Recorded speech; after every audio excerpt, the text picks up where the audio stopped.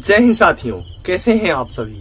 Hope करता हूं कि आप सभी ठीक होंगे, सेफ होंगे व सुरक्षित होंगे। आज की इस वीडियो में हम सभी बात करने वाले हैं आरएसएस के बारे में, यानी कि आरएसएस का इतिहास क्या रहा है, आरएसएस किस प्रकार से जो वर्तमान का भारतीय तिरंगा यानी कि भारतीय झंडा तिरंगा है, इसको किस प्रकार से वो नहीं मान रहा है या बहिष्कार करता आ रहा है, ये किस प्रकार से जो है आरएसएस का इतिहास रहा है। आरएसएस का आजादी में क्या योगदान रहा है, वर्तमान समय में क्या ऐसा कहा जा सकता है कि जो भारत की सरकार है वह आरएसएस ही चला रही है, यानी कि भारत की सरकार एक governor body as a governor body work कर रही है, बाकी वो पूरा जो कंट्रोल सिस्टम है वो आरएसएस पर ही डिपेंड करता है। आज की इस वीडियो में हम सारी टॉपिक्स का एनालिसिस करने वाले हैं। शुरुआत करते हैं आरएसएस यानी कि राष्ट्रीय स्वयं सेवक संघ के। जैसा कि इसके नाम से ही स्पष्ट है कि स्वयं सेवक संघ एक ऐसा संघ जिसमें जो लोग हों किसी की हेल्प करें, किसी की मदद करें, उसके बदले कोई पैसा ना लें। यही इसका जो है मोटिव रहा है, यही इसका उद्देश्य रहा है। ये संघ हिंदुइज्म को प्रमोट करता है। और अगर इसके इतिहास की बात करें तो आरएसएस का जो पहली बार इसका जो गठन हुआ था वो 27 सितंबर 1925 ईस्वी को दिन विजयादशमी का दिन था। और नागपुर में हेडगवार नामक एक आदमी ने इसका जो है उद्घाटन यानी कि इस संघ का निर्माण किया था। 1925 में ही इस संघ का निर्माण हो गया था। याद रखिए, भारत देश 1947 में आजाद हुआ है, उससे पहले ही ये संगठन बन चुका था। यानी कि आने वाले 2 सालों में, यानी कि इस समय 2022 चल रहा है, 2025 में इस संघ के 100 साल पूरे हो जाएंगे। ये आप सभी समझ के चलिए।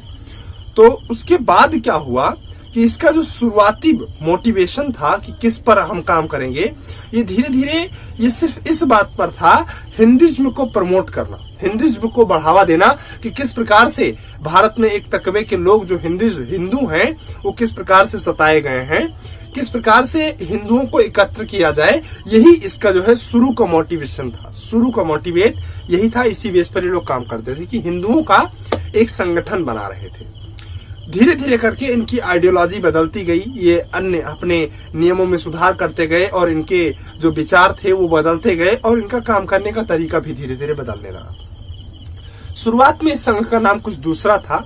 इसका जो आरएसएस यानी कि राष्ट्रीय स्वयंसेवक संघ नाम पड़ा, ये अप्रैल 1926 में इसका नाम, अप्रैल 1926 में इसका यही नाम पड़ा।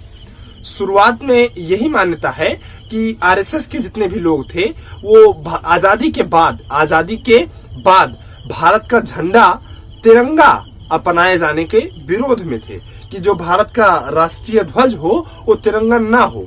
ये लोग भगवा को प्रमोट करना चाहते थे कि भारत का जो राष्ट्रीय ध्वज हो वो बीच में ओम लिखा हुआ, ओम साइन लिखा हुआ और भगवा कलर का झंडा भारत में अपनाया जाए। हालांकि ये लोग तिरंगे का सम्मान जरूर करते हैं, आज भी करते हैं, तब भी करते थे, लेकिन भारत का झंडा तिरंगा ना हो इस बात में कंट्रोवर्सी जरूर है। आरएसएस में अभी भी ये कंट्रोवर्सी बनी है। और कंट्रोवर्सी बना होना ये कहीं इस बात का मतलब जिक्र नहीं है कि एक प्रकार की यही बात हुई कि किसी एक पर्टिकुलर मामले पर एक विशेष तकबे के लोगों को सरकार से संतुष्ट ना होना, यही इतना बात इसमें कही जा सकती है। इसके अलावा किसी भी प्रकार से देशद्रोही वगैरह का सिस्टम नहीं लगाया जा सकता।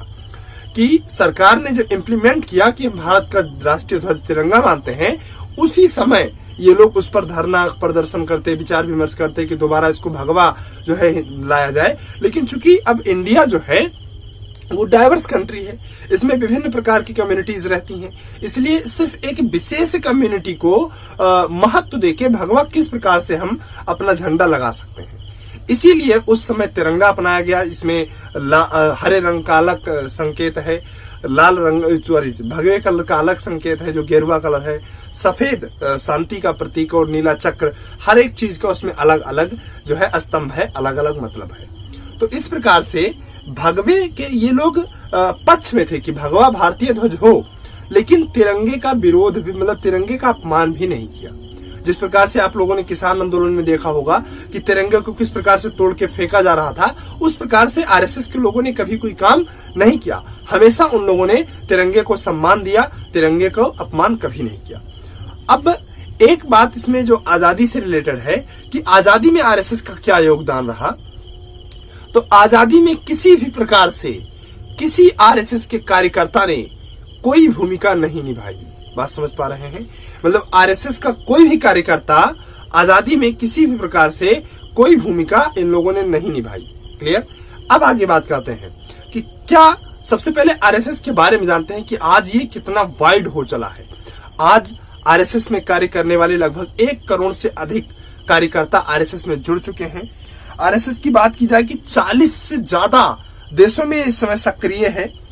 56,569 यानी कि 40 देशों में सक्रिय है और 56,569 इसके डेली ब्रांच लगते हैं, डेली शाखाएं, मतलब जो रोज ओपन होती हैं। 56,569 शाखाएं इसकी रोज ओपन होती हैं और वहीं 13,847 इसकी वीकली ओपन होने वाली ब्रांचेस हैं जो सप्ताह में सिर्फ एक ही बार ओपन होती हैं। 13,847। अगर बात किया जाए आरएसएस पर अब तक 3 टाइम बैन लग चुका है, मतलब आरएसएस को कंप्लीटली बैन कर दिया गया था कि यह संघ आगे अब कार्य नहीं कर पाएगा। वो 3 समय कब है? पहला, जिस समय महात्मा गांधी जी की हत्या हुई। चूंकि मुझे थोड़ा सा जुकाम है इसलिए मेरी आवाज उतनी क्लियर नहीं हो रही होगी, चलिए ठीक है, एडजस्ट करते हैं। जिस समय पहली बार महात्मा गांधी जी की हत्या हुई, नाथूराम गोडसे ने जिस समय महात्मा गांधी जी को गोली मारी, उस समय आरएसएस पर एक बहुत बड़ा इल्जाम आया उनकी हत्या का, इसलिए पहली बार इस पर बैन लगा।